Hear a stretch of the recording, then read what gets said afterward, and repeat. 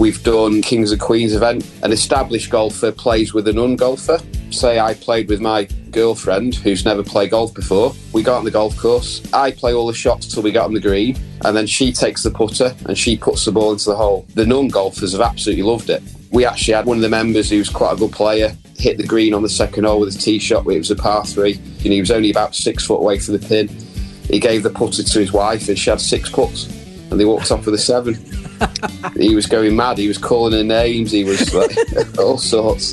He was swearing. He won nearest the pin, but they walked off with a 7. She'd not put it on the green before. She couldn't believe how quick it was. She put the ball through 6 foot, and it went 20 foot past the hole.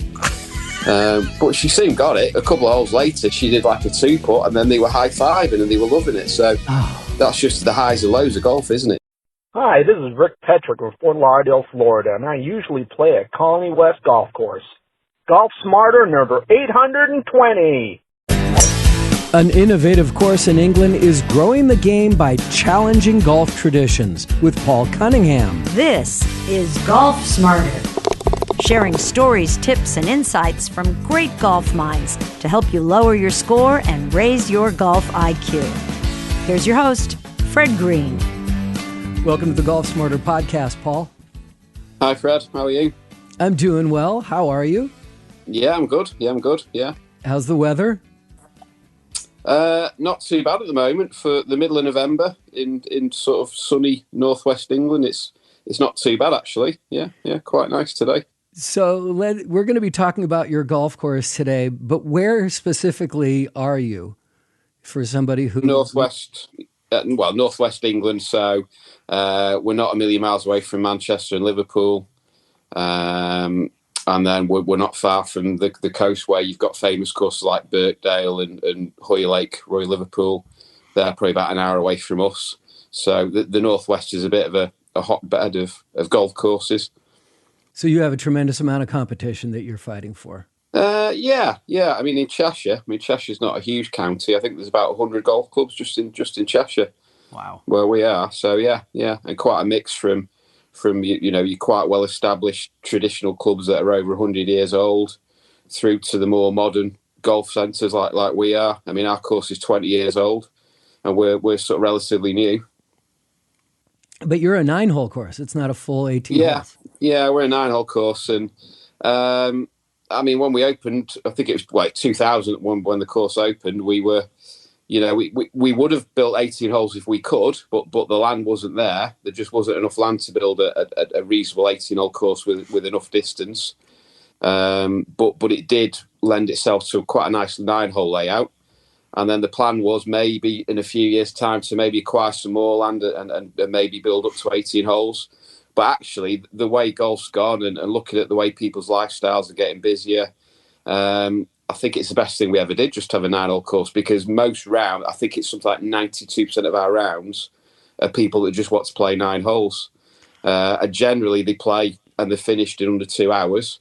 So when you've got a bit less time on your hands and you're quite busy, to sort of play around the golf and be finished in under 2 hours, it's not so bad. So actually, maybe shorter formats of the game are the way forward. And actually now we're quite happy with being a 9-hole course, and we wouldn't want to go to 18 anyway. So, yeah, it's quite interesting. Yeah, that's one of those mistakes that ends up not being a mistake, but brilliance. Yeah, because in 2000, there weren't many 9-hole courses around. It was pretty much a sort of given that you had to be an 18-hole course.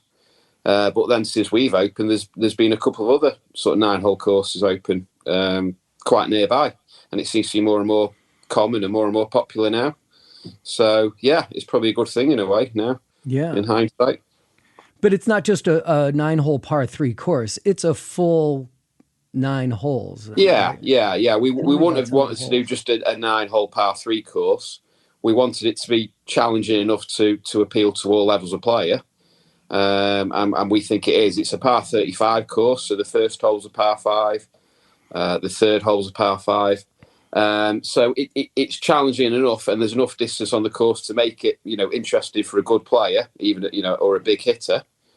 But then also, it leads on to what we're doing now, where we're moving the tees forward a bit and adding more variety to the course. We're trying to incorporate, beginners to the game as well, and the guys that are just getting into the game, whether it's seniors, ladies, the juniors.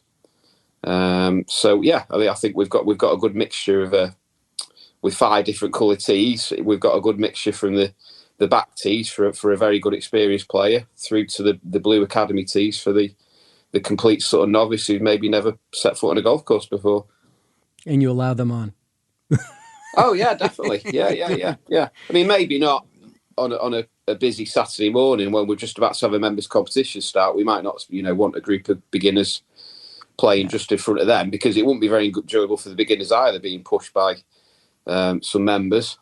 We want people's first experience of the course to be enjoyable. We don't want them to be intimidated. So, we don't sort of say that people can't play in the course, but we try and guide them where they can play at a time where they'll get the most enjoyment and not feel under too much pressure. But if somebody wanted to play 18 holes, yeah. How do they do that? Yeah, I mean, you can play 18 holes. It's not to say that people aren't allowed to play 18 holes, and we do get a few people that like to still play 18 holes. We work on 2 hours for 9 holes. We find that it shouldn't really take people longer than 2 hours to play 9 holes. So if they're doing 18 holes, generally off the yellow tees or the red tees, it's the same 9 holes you play both times round. So we block off a tee time again 2 hours later. So if you tee off at 9 o'clock, your second eye starts at 11 o'clock. And that seems to work quite well. Most of our competitions for the more experienced players, most of them are still over 18 holes. Mm-hmm. And we get a full field of maybe 80, 90 players playing a weekend competition, and they're all round within that 4-hour time frame. So it actually runs quite well. And if someone does play 18, do they play from the same tee box, or do they switch it up at all to make it a different back nine? Off the members' competition tees, to give it a bit of variety, we have got different tees on the second nine. Mm-hmm. And some of the holes are so different that it's even some different pars. So the first hole we play is a par 5. I think it's about 490 yards. But the second time the members play, so they play it as a 10th hole, the tees push right forward to the front of the clubhouse, and it's about a 400-yard par 4. So, yeah, we try and give a bit of variety to the competition players and the members. So there's quite a bit of differences from the tees on the second nine then, yeah. So the reason I found you is you've been getting a lot of attention lately. I read about you in golf.com, and you told me you were also just interviewed yesterday by Sky Sports, which is like the equivalent, I guess, of the United States ESPN. It's just the sports station. Yeah. So it'd been just from a tweet that I sent out on a Sunday afternoon.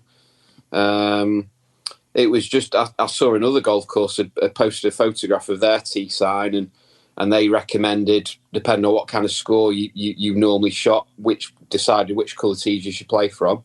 And I thought, well, we do something very similar here. We have different colour tees based on ability and experience, and we try and guide you to play off the tees that you'll enjoy the game the most from.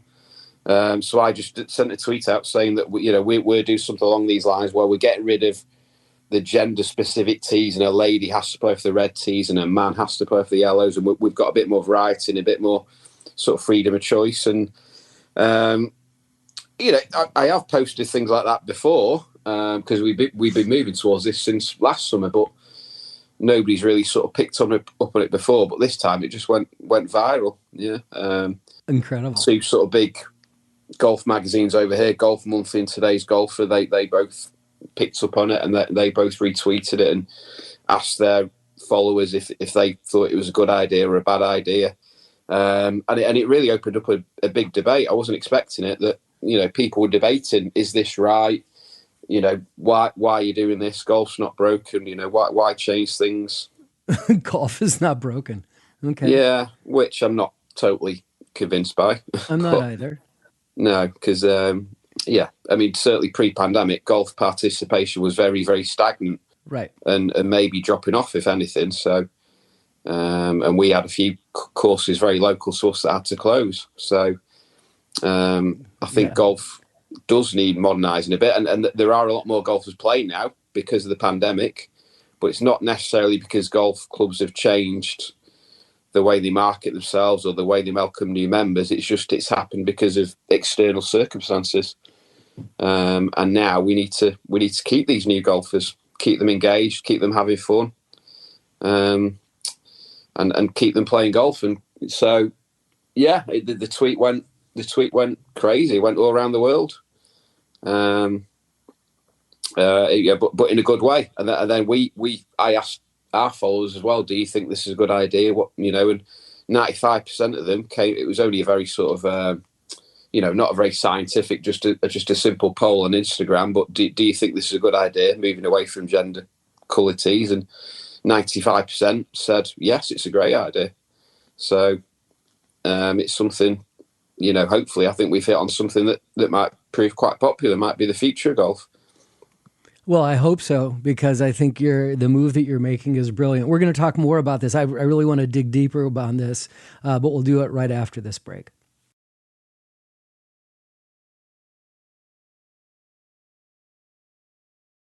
I think that you're absolutely correct in the sense that, golf really had a great spike during COVID. During the pandemic. And I've already talked to golf course operators who are saying they're starting to see the drop off already, that things are starting to go back down again. And we've got to figure out ways to keep those people and bring them back, make sure that they keep coming now that winter is starting in most of the northern hemisphere, in the northern hemisphere, and it cools off. We're going to lose a lot of people, but they're going to be stuck indoors again. Yeah, I mean, I think a lot of golf clubs around here were pre-pandemic. Were the membership numbers were very level or dropping off a little bit. Sure. There weren't new players coming to the game really, so all the golf clubs were fighting for the same number of golfers. But through the pandemic and people having more time on their hands and team sports not being allowed so much over here, we had a whole cricket team join. So that was 11 golfers created out of nowhere. Which is great, but we've got to keep them now. In a horrible way, I don't want them heading back to the cricket club. I want them playing golf still. But somebody said that the golf's been given this get out of jail free card, and now it's up to us to actually use it. So golf clubs still need to look at things they can do to make themselves, more accessible, more welcoming, and encouraging junior golfers, things like that. Things to make sure that participation stays high now for the next few years. In the UK, we've got another 2.3 million golfers playing the game in the last 18 months, which is huge. I think there was only about 7 million golfers anyway, so it's about 25% or probably more increase. But then I also read something by the National Golf Foundation that said about golfer retention. I think it's something like only 27% of golfers actually stick with the game for more than 12 months when they try new players. It was only something like a quarter actually stick with it. And I think, and from feedback I've got from beginners we've had, that golf generally is too hard for a beginner. They go from a driving range where most people start, when we have a range, and they're hitting balls on the range into an open field off a flat mat, and if you duff a shot, you've got another ball to hit. And then they get on a golf course, and if they played at our golf course, in the old days, they'd play. If it was a man, they'd play for the yellow tees, and suddenly they're met with a 500-yard hole that they have to cover in 5 shots. Bunkers, water, out of bounds. It's crazy to think that you go from a range to suddenly having to. And okay, we have a handicap system, and we're not expecting unless you're a scratch player, you shouldn't be playing the first hole in, say, a par 5. But if it's taking you 10 or 12 shots and maybe you're not even up on the green, then it can be quite. I don't know what's the word. Quite sort of. It's very intimidating. Intimidating. Very. It breaks your spirit very quickly, doesn't it? I think most people look at golf and they see it on TV and maybe they hit a few balls on the range and you think that looks a lot of fun. But actually, if it's taking you a lot of shots and the ball's going all over the place, maybe it isn't so much fun. I think the National Golf Foundation, another part of the survey, said that it was 27%, only 27% of golfers are retained, but the golfers that said they were having fun on the course, it was something like 51% retention. So fun is the aim of the game. If you're not enjoying it, you're not going to stick with it. You're not going to play.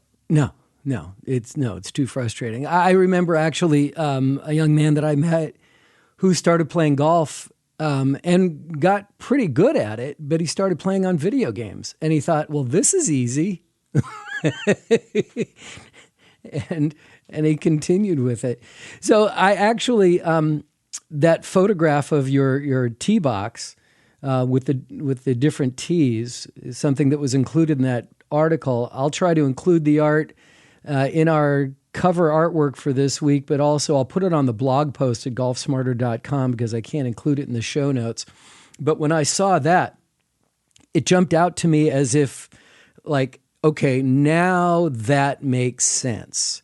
So the way you had that listed, and correct me if I'm wrong, it's like, if you shoot between these scores, then play this tee box, right? It just wasn't this random choice of rating and slope, which are two numbers that are difficult to define, and then people use the yardage for a course based on what tee boxes.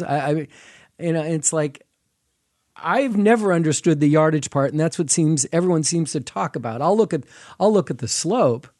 Even the rating is confusing to me.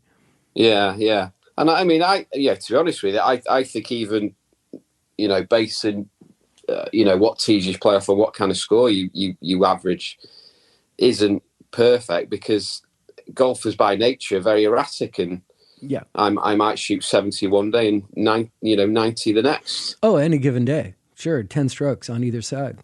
I'm not even sure, I saw another club said, recommended tees based on what kind of score you average. But I mean, we would sort of very generally use that rule, but I think it's also based on your ability, your experience. There's a number of factors, even your age, maybe sometimes. I don't want to sound ageist, but, the senior golfers that they don't hit the ball as far when they get to the 70s or their 80s, certainly. They don't hit the ball as far. But they still have to play with the same tees they did probably when they were in the 40s or the 50s, and they get to the 70s or 80s, and they still play with the same colour tees. And, okay, the handicap might go up, but, not all golfers have handicaps. A lot of golfers just want to play social golf, and we're not just a members only course. We're a pay and play course with a membership option. So we're trying to keep everyone happy, and a lot of our golfers don't have handicaps. And to be honest with you, sometimes they don't even keep score. So they don't know what they're shooting. They don't know what they're mostly playing match play, right? So you're not even keeping score. It's like, I won that one. That's a point. Yeah. Right. Well, what I love about that is you took the ego out of the game. Hopefully. Yeah. Hopefully, we don't say, we don't think there's anything wrong with a man playing off the red tees. And in fact, I've been pleasantly surprised how many men I've already seen playing off the red tees or even the purple tees, which are, in front of what would generally be classed as the ladies' tees. We've got the red tees. Okay, you don't want to be ageist, but you'll be sexist. Okay, that's fine. Yeah. It's hard to get into this without, thinking you say something controversial. Well, I like to call those red tees the front tees. Yeah, okay, yeah. Well, we've got two other tees in front of them. So we've got red, and then we've got purple and blue, which are, well in front of the red. So the red are, for us, the middle tees. Whose idea was it to do that? It was my idea. Okay. having worked there for 20 years and just seeing the way golf's evolving, and knowing a lot of guys that have played golf previously and then stopped playing the game, and because they found it hard, they found it frustrating. They weren't getting this, the scores they thought they should be getting. It's something we just saw it as a natural progression, really, to have more tees, especially our junior sections go from strength to strength. We've got the biggest. There's a sort of a group over here called Golf Access, and they're very much along the lines of what we're doing, where they're trying to get golf clubs to have very short tees for junior golfers. And we've got the largest golf access section out of any golf club in the UK. So we've got a lot of kids that go out on the course. We want them not to feel intimidated. We want them to be able to get out there and score well and enjoy the game. So the first hole is a 212-yard par 5. Most clubs, if you played a 212-yard hole, it'd be a par 3. But because of the kind of age of the children playing off it, they don't hit the ball obviously a million miles. Some of them as young as 5 or 6 years old. We think a par 5 is reflective of about the kind of score they should be getting on that hole.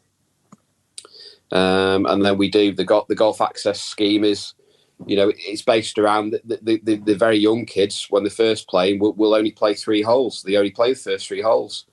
And they've got the look at the keeper's score, and if they can sort of go around the first 3 holes in 20 shots or less, that's when they go to play 6 holes.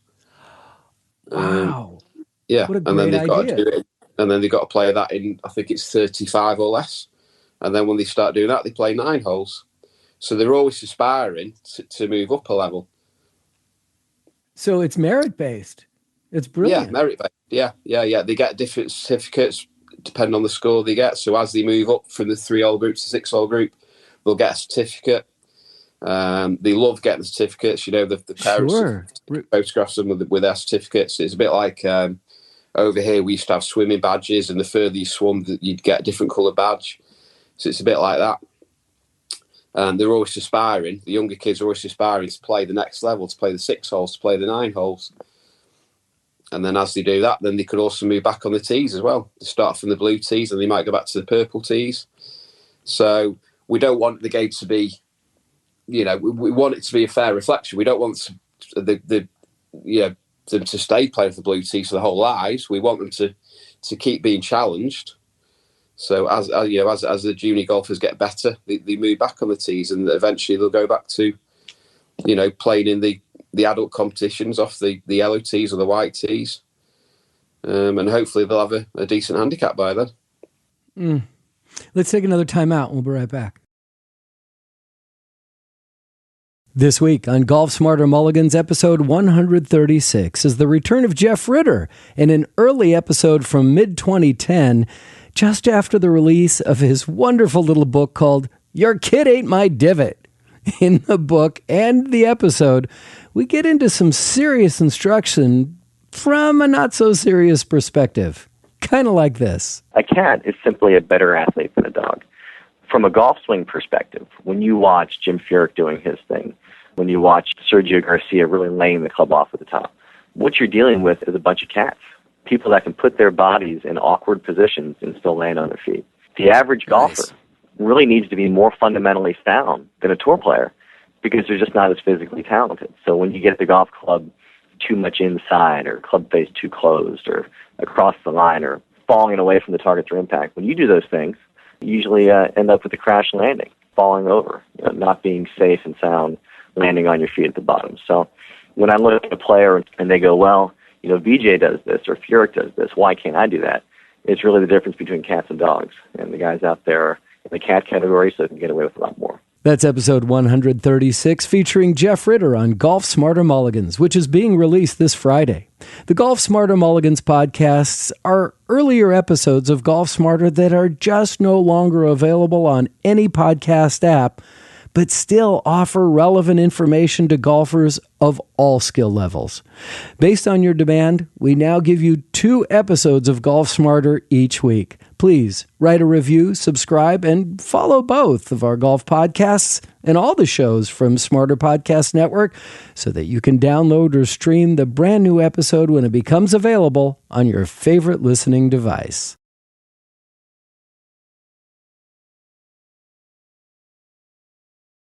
So was your intention to blow up golf traditions? I mean, when you started, this isn't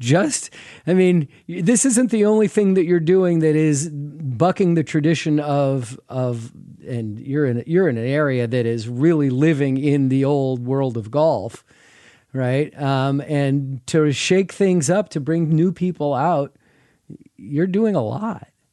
Yeah, it's not a tirade against traditional clubs. I mean, yeah, where we are, we're probably surrounded by a lot of traditional clubs, and most of them have probably been going for over 100 years. And it's probably easier for us in a way because we're only about 20 years old, which is obviously fairly modern. It's probably a bit easier for us to sort of try and change some of the traditions and bring some new aspects into the game. We don't have a dress code. We've not had a dress code for years. We got rid of that a long time ago. And we don't see it. And do sometimes you get, let's call them traditionalists, old school golfers come out there and they see people in jeans and T-shirts. And I mean, I don't know. At first, what we did, maybe 5-6 years ago, at first we did it. There was the odd comment from the traditional golfer and about, if they're wearing jeans, they're not going to have the right etiquette, or, they're not going to be a good player. But it's not anymore. No, I mean, I think people are used to it now. It's not great. I mean, when you put the Ryder Cup on TV and the US team are wearing hoodies and things like that, I mean, that kind of upset a lot of people. Yeah, it did. I mean, I just find it crazy. It's just to stereotype someone as they might not be able to play the game properly because they're wearing a hoodie or a pair of jeans is just ridiculous. Well, I remember when Tiger was starting just to wear the little crew neck shirts that didn't have a traditional collar, didn't have button up. It was more like a turtleneck thing, but it was a small crew neck. And people were like, what, wait, what is he? But it was Tiger, so he could do whatever he wanted at the time. Yeah. And there's probably still the odd traditional club where they wouldn't let you, they're saying the shirt has to have a proper polo kind of collar. But, I mean, and Nike don't wear a cap. I mean, maybe. Right? Nike saw the way the game was going, and hopefully we do too. And like I said, I think it is a bit easier for us to try and push the boundaries a bit because we haven't got that tradition where, something's been done a certain way for 100 years. It's obviously quite hard to change things like that. And so I think we're a bit more, we've got a young captain, for example. Our captain's aged under 40, whereas most golf clubs, the captain will have been a member for probably 30 years, and he's probably like in his 60s or his 70s. So we've got quite a lot of young blood at the club anyway. We've got quite a young demographic and membership. The average age in a competition, over half the field are aged under 40. So it's probably a bit easier for us in a way to try and push some of these boundaries and change some of the traditions. But we're not trying to get rid of everything. There is still some etiquette you need in the game. You still need to rake a bunker. You still need to know how to repair a pitch mark and things like that. Yeah, well, there's being a good golf citizen and following some of the etiquette, and then there are things that are just tradition that is not questioned that maybe should be, right? Yeah. So I mean, I don't have a lot of traditions are just traditions for tradition's sake, aren't they? There's no real benefit to them. Exactly. I mean, I'll spend more time cleaning the pitch marks and the divots on the green than I will looking for golf balls, right? And I'll tell people, it's like, don't look for balls on my time. You lost your ball, it's gone. Don't look for extras. I'll throw you a ball if you need one. But let's clean up other people's mess because we play public courses. We don't play membership courses. I don't. My friends don't. And so it's like, let's do what we can to keep this place as pristine as possible because we want to come back and not complain about the conditions. Yeah. Well, we're very careful to make sure that beginners know the etiquette about not parking your trolley on the middle of the tee and raking a bunker when you've been in it, things like that. And it's just courtesy for all the players more than anything, isn't it? Keeping the course in a good condition for everyone. Right.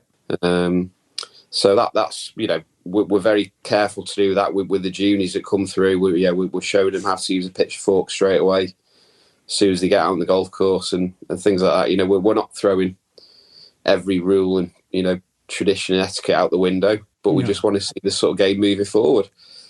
So when you came up with the idea and you said you just kind of instituted it yourself and then you started introducing more elements of that, did you have to go through a board of directors? Did you have to clear it with anybody? You just started doing it yourself? Yeah, luckily we're proprietary owned, so we have an owner, or we have a couple of owners actually, but the brothers, but they're both golfers, and they're both they both play actively in club competitions. They sit at the end and have a beer with the members. So, they're just like one of the members in that respect. But because they own the course, we're also quite lucky in the fact that we can make maybe some more radical changes without having to get the approval of a board of directors or things like that. The two guys, Tim and Richard, they're both they both played golf since they were probably in the 30s. So again, they haven't really got some of the what's the word they're willing to try new things, basically, if they think it's going to bring the game forward. Have they ever do you go to them and say, look, I'm going to institute this? How do you feel about it? Or you just do it and then wait for them to react? Well, no, I mean, I'll always sort of run things by Tim and Richard, and I know because they're golfers as well. They don't just sit in an office all day and sort of not speak to the members or the golfers. And I think that they're keen golfers as well, and they want to see golf moving forward as well. So they might not like every idea, but they'll try most things and see if it works. If it doesn't work. But yeah, it's very much we still have we have got traditional club sets with the fact we've still got a club captain, we've still got a committee, but the owner will sit on the committee as part of the committee and he'll push forward his ideas. But it's still got to be sort of meet with we've got nearly 500 members. We don't just sort of totally alienate them and just come up with decisions that are going to totally upset all the members. Yeah. We're spinning a lot of plates, and one of the things is if the members have got a competition on Saturday, they might have a group of novice players out in front of them, and then they might be holding them up. So it's a hard balancing act, because we're trying to encourage new golfers into the game, but then we've also got a membership of golfers that we played a long time, and they're trying to play competitions from the back tees and playing a serious game. So were you motivated to make these changes and come up with new ideas because of the competition, or competition of other golf courses? You have so much competition around you and you needed to set yourself apart? I don't think so. No, because I think we're a bit different to a lot of the traditional clubs anyway. No, I think it's just the fact that the golf has been quite stagnant for a long period of time. Maybe golf it boomed a bit in the early 2000s when Tiger Woods was at his peak, and every time he played in a major, viewing figures went through the roof, didn't they? And he was like a breath of fresh air. And now you've got other players coming through like Rory and Dustin Johnson, but maybe they haven't quite got that Tiger effect, and I'm not sure if anyone else will. So we need something else to get people into the game, and that's what it is. It's not really sort of trying to take on other clubs. It's just trying to get more golfers into the game and keep them playing. What other things do you do to try to lure in people who are new to the game? I mean, you rent golf clubs there? We rent clubs out for free on the driving range. So that's not even a rental. You just let them borrow the clubs. Yeah. Free club rental, free club borrowing. So you literally don't need any equipment to have a go at golf. You could go on the range in a pair of trainers, a pair of jeans, come into the shop, borrow a club, we'll give you a driver, we'll give you an iron. I mean, the only thing you need to pay for is the range balls. And then you just have a go on the range, and then hopefully you like it and you come back again. And then eventually, then your next step is to go out onto the golf course. So we do all kinds of things. Free club rental. We've done. We called it a Kings and Queens event. We've done that a few times. That's quite popular. So I don't know if you've heard of that, but it's basically when an established golfer plays with a non-golfer. So say I played with my girlfriend who's never played golf before. She's my partner. We go out on the golf course. I play all the shots till we get on the green. And then she takes the putter and she puts the ball into the hole. And then we play next hole. We do the same thing. I tee off. I hit all the shots, get on the green. She does all the putts. And it's great fun. I mean, it doesn't necessarily have to be a male golfer with a female non-golfer. It could be the other way around. It could be a lady golfer who invites a husband who's never played golf. And that's gone down a storm. We've done that a few times, and the non-golfers have absolutely loved it. So they don't need a lot of skill because they're not hitting the massive drives, but they're just doing the putting. So it's a bit like an extension of, when you might play crazy golf. We actually had one of the members who's quite a good player hit the green on the second hole with a tee shot. It was a par 3. We had a nearest to pin competition. He was only about 6 foot away from the pin. He gave the putter to his wife, and she had 6 putts, and they walked off with a 7. He was going mad. He was calling her names. He was like all sorts. He was swearing. He won nearest the pin, but they walked off with a 7. But it was just, she'd not put it on the green before. She couldn't believe how quick it was. She put the ball through 6 foot, and it went 20 foot past the hole. But she soon got it. With a couple of holes later, she did like a 2-putt, and then they were high-fiving and they were loving it. So that's just the highs and lows of golf, isn't it? But the feedback was from the non-golfers what great fun it was, and how how nice it was to be out in the fresh air on a nice golf course. So that's a really popular event as well. That's a phenomenal idea. My buddy and I, neither of our wives play, but his wife has started taking lessons. My wife has taken a couple lessons, but my wife loves to putt. And I just love the idea of the 4 of us going out and playing this kings and queens. Yeah. So you're hitting the shots onto the green, so you're not really holding anybody up behind you. Yeah. She does the putting. She does all the putting. And eventually you might get to a stage where you might just miss the green. She hits a bunker shot, or she hits a chip shot. And it's just a good way of integrating, your wife onto the golf course, isn't it? And she shouldn't feel under too much pressure. You can even show the etiquette about repairing, pitch marks and bunkers as you go. So that's always really popular. We do that at least once a year. That's a great idea. I love it. We have a par 3 competition whenever the Masters on. So we make all the 9 holes into a par 3. We push the tees right far forward. First hole is normally 500-yard par. Par 5, we push the tees right forward. We play 9 holes as a par 3. And then we go in and watch the Masters afterwards on TV, which is normally on in the evening over here. We have all sorts going on. We have a Christmas Eve Texas Scramble. Well, congratulations, Paul. I'm really inspired by your creativity, and I wish you all the luck to be able to get new golfers into the game and stay in the game and love the game as much as we do. Really impressive. Thank you so much. I think that's the good thing, isn't it? There's in a way, there's no, well, certainly for us, there's no boundaries in golf. We can push the envelope, but we can try different things, and it might not always work, but we'll give it a go at just trying to get people into the game any way we can.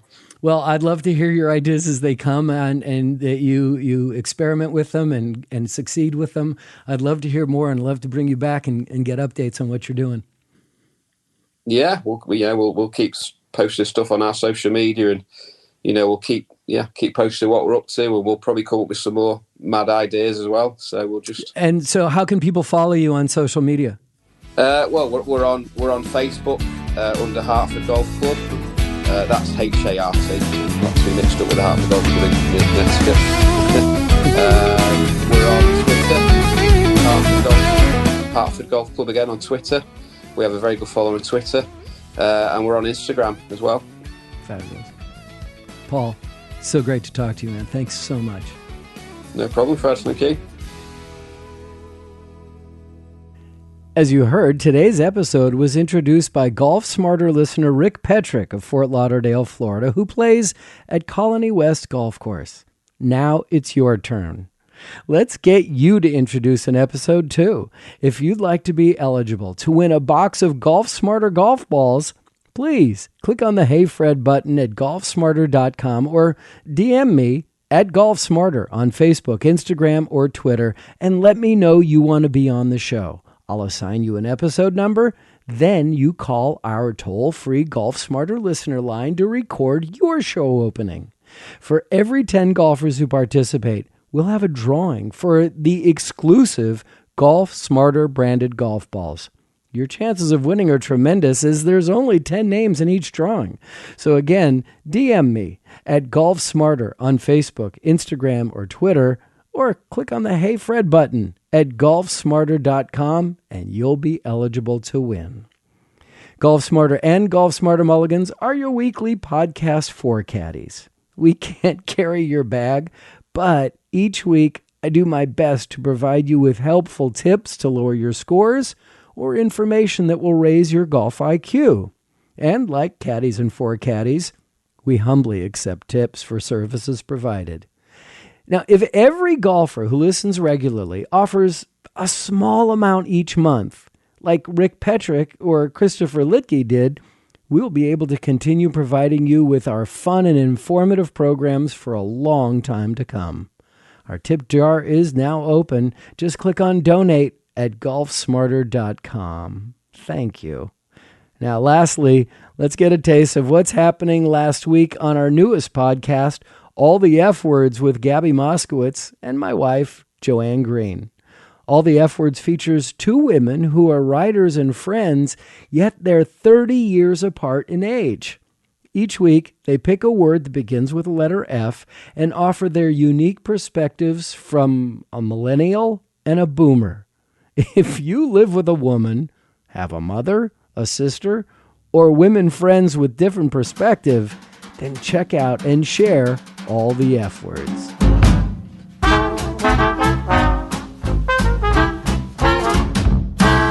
Gabby, I started watching Scenes from a Marriage on HBO Max, and I don't get how all these people in your age group with careers and children all seem to be having extramarital affairs. How do they have the time? I don't get this. You know, I don't really get it either, but it's definitely going on. And so this week we are going to talk about fidelity on All the F Words. Such a good topic. And you even dip into polyamory. Not in your personal life, on the podcast. Follow All the F Words wherever you... Don't tell my husband. Follow All the F Words wherever you get your podcasts. And find us on Facebook, Twitter, and Instagram at All the F Words Pod.